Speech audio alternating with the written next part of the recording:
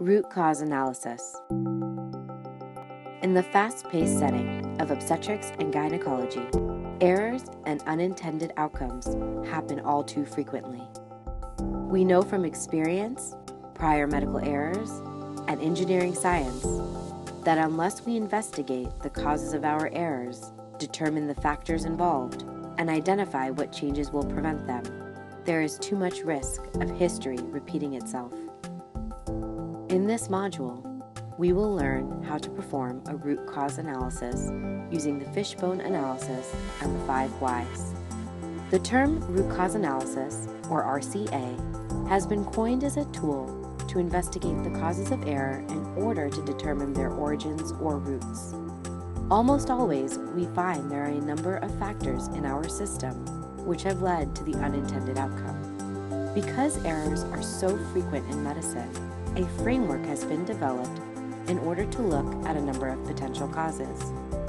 The beauty of learning how to do a root cause analysis is that it is an elegant way to analyze any unintended outcome in your life. Once you learn how to use it, you will find you can apply it very broadly.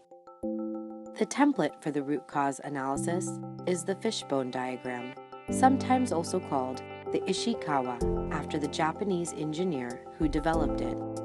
When using the fishbone to investigate medical system errors, the large branches correlate with common categories or elements of healthcare required for successful medical outcomes.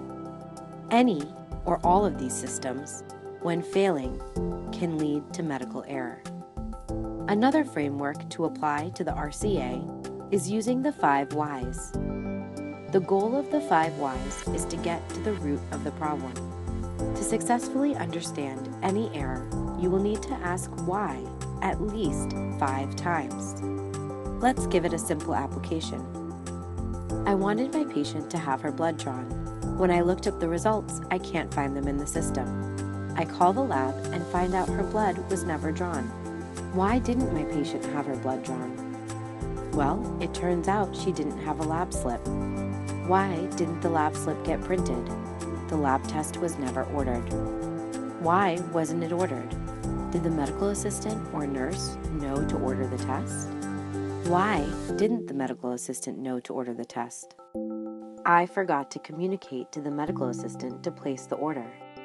Why didn't I communicate?